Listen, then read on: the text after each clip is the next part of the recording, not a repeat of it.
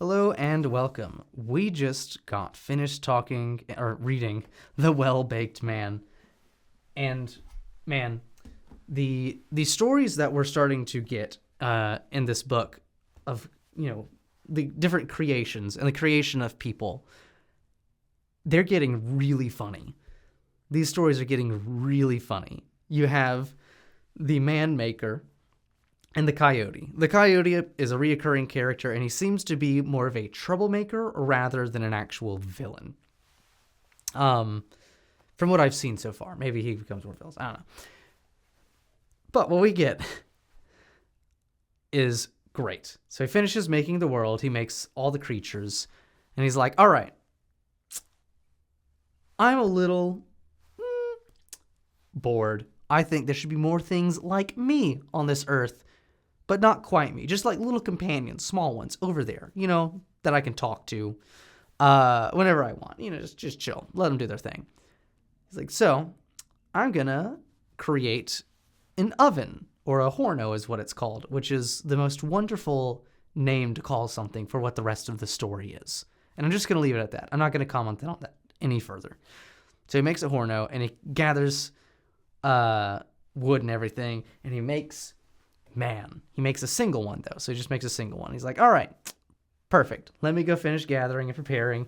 Lights the oven, puts everything in. The coyote comes over and moves the thing around, the clay. And again, clay, everything is always made from the earth in these origin stories, which is why I think it's reasonable to assume that we also came from the earth. Everyone says stardust. I think we have the good old dirt. I like my own dirt rather than the dirt from the sky. Just preferences. Just preferences.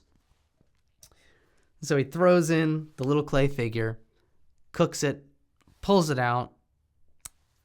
This isn't right. What is this? What is this? This looks like Coyote. Coyote, get over here. Coyote comes over. Uh-huh. No, well, why can't I have a little something for myself? Just a little guy. It's a little guy. What's wrong with that? Man, Maker's just like, all right, whatever. Yeah. You go over there. I'm going to do this again. Does it again. And I like how he makes them perfectly the same. And he's like, yes, got this. I got 2 of them now. We can do more with that. They can reproduce. Oh, my goodness. I forgot to add the reproduction. And then he just goes on one and then on the other. He's like, all right, yep, now it feels good. And I like, it doesn't say where it feels good. It's just, it feels good somewhere, right? It's just like from something, the feels good now. And he's like, perfect. Tosses them in, and the coyote's like, I think they're done. I think you should just go ahead and pull them out right now. And the man maker's just like, all right, yeah, sure, whatever. Pulls them out. What's this? What is this? I'm sorry, you said to pull them out. Now they're alive. I can't toss them back into the fire. Look at this. Look. They're so pale. They're pink. Look at that. Can't do that. Can't do that. They'll go over here. Over there. They're over there somewhere. And so he's like, we're gonna try again. We're gonna try again. Don't say anything. Shut up. All right? Gonna try again. Stick them in. Lets them in. All right, I think they're done now. Goes in. He's like, I think you should leave them in there a little bit longer. Oh, shut up, Coyote. No, really. The other ones you said were too light, so just leave them in a little bit longer. They'll crisp up a little bit. Like, all right, fine. They'll crisp up a little bit. Fair. That's fair. Waits. All right, I think we're ready now. Pulls them out. Coyote, you got to stop. You're lying to me, man. Come on, Coyote. Come on. Look at that. It's crispy. Extra crispy. They're going to love that. But don't worry about it. Just got to put them over here. They're not right. They're not the ones that I want. Leave me alone. Go away or I'll beat you on the head. I'm making my own this time. So then he goes, bump, right there. And then whoop. Again, throws them in.